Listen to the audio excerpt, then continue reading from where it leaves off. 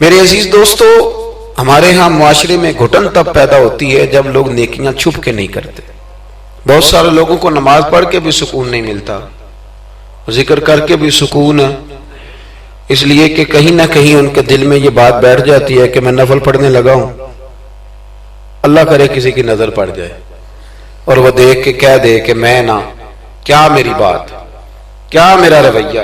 حضرت جنید بغدادی رحمت اللہ علیہ فرماتے ہیں کہ ایک شخص تھا میرے زمانے میں جس نے نیک بننے کے لیے نماز شروع کی اور بڑی پکی نمازیں پڑھتا تھا، لیکن جدھر سے گزرتا تھا لوگ کہتے تھے وہ دیکھو ریاکار جا رہا ہے، کیونکہ جس مقصد کے لیے کام کرتا تھا وہ عیاں ہو گیا۔ میرے پاس ایک دن آیا، کہنے لگا حضور نیک نامی کے لیے عبادت شروع کی تھی، الٹا بدنام ہو گیا ہوں۔ آپ فرماتے میں نے اسے کہا تو لوگوں کی طرف سے امید اتار کیوں نہیں دیتا کہ لوگ تیری تعریف کریں گے؟ تو ایک ہفتہ اس لیے پڑھ کے میرا اللہ دیکھ لے اور اللہ کے رسول دیکھ لے، اس لیے پڑھ لے ایک ہفتہ، پھر اس کے بعد مجھے بتانا۔ وہ شخص کہتا ہے ابھی پورا ہفتہ نہیں ہوا تھا کہ میرے پورے علاقے نے میری عزت کر دی شروع کر دی۔ اخلاص بڑا ضروری ہے۔ آپ یقین کریں، اب تو یہ جو ہمارا مذہبی ماحول ہے نا، اس کے اندر بھی آپ کبھی اشتہار پڑھیں تو ایک صدارت ہوتی ہے، ایک سرپرستی ہوتی ہے، ایک نگرانی ہوتی ہے، ایک خصوصی تعاون ہوتا ہے، ایک مہمان خصوصی ہوتا ہے، ایک فلانے صاحب ہوتے ہیں، ایک فلانے صاحب ہوتے ہیں۔ تو کئی دفعہ بندہ سوچ میں پڑ جاتا ہے کہ یار حد ہو گئی ہے، اس گاؤں میں صرف 6 ہی بندے ہیں، یہی صرف قابل بندے تھے جن کے نام لکھ دیے گئے، اور پھر جس کے پاس نوٹوں کی دتھی ہوتی ہے اس کا فرنٹ سیٹ پہ اس کا نام لکھا ہوا ہوتا ہے، وہ آگے ہوتا ہے۔ ایسے تو نہ کریں آپ۔ اخلاص دیکھیں نا،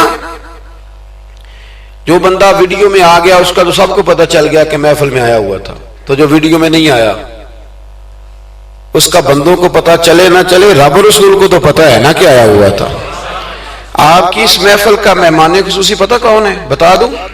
میں نہیں، میں تو سیدھا سٹیج پہ آیا ہوں، سٹیج سے سیدھا گاڑی میں جاؤں گا۔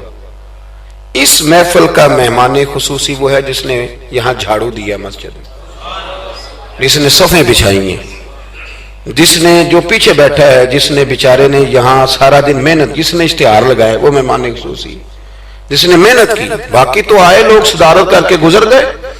اخلاص والا عمل زندہ رہتا ہے، اور اگر آپ ناراض نہ ہوں تو میں تو ریاکاری کا سادہ ترجمہ کیا کرتا ہوں، اگر آپ کہیں تو کر دوں؟ یہ تسی بولے نہیں، 2-4 تے بندے بولے، رہن دینے ہیں، کوئی اور گل کر لے، کر دوں ریاکاری کا سادہ ترجمہ؟ میں ریاکار کو نہ اداکار کہتا ہوں۔ میں کہتا ہوں جو ریاکار ہوتا ہے یہ بنیادی طور پہ تو اداکاری لمبی چلتی کوئی نہیں، بندہ تھک جاتا ہے، اداکاری لمبی نہیں چلتی، لمبا کام اخلاص والا چلتا ہے، وہ تھوڑا ہو وہ اخلاص والا چلتا ہے۔ خلوص کا معاملہ کریں بھئی، کچھ کام تو ایسے کریں جو فقط اللہ اور اس کے رسول کی رضا کے لیے ہیں، اور ان کو چھپائیں کہ کوئی بندہ دیکھ نہ لے، چھپا کے رکھیں، مخلص فی الدین، اللہ کی رضا کے لیے۔ حضرت سیدنا عثمان غنی رضی اللہ تعالیٰ عنہ نے نا سیدہ عائشہ صدیقہ رضی اللہ تعالیٰ عنہا کو نے ایک ملازمہ دی تھی، خادمہ کا، اماں جی یہ آپ کے کام کاج کر دے گی سارے، یہ آپ کو بہت ساری جو چیزوں کی ضرورت ہوگی فراہم کریں گی، کپڑے دھویا کریں گی، جھاڑو دیں گی، روٹی پکا کے۔ ایک خادمہ دی، کنیز دی۔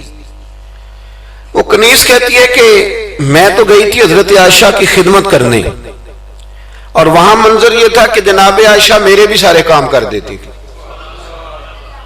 وہ روٹیاں پکانے کھڑی ہوتی تو 2 روٹیاں مجھے بھی پکا دیتی، وہ کپڑے دھونے کے لیے کھڑی ہوتی تو کہتی لا تیرا دوپٹہ میں بھی دھو دیتی ہوں، وہ میرے سارے ہی کام کر دیتی۔ لیکن جب کوئی دروازے پہ بھیک مانگنے آتا نا تو جناب عائشہ صدیقہ مجھے پیسے دے کے کہتی جاؤ اسے دے آ۔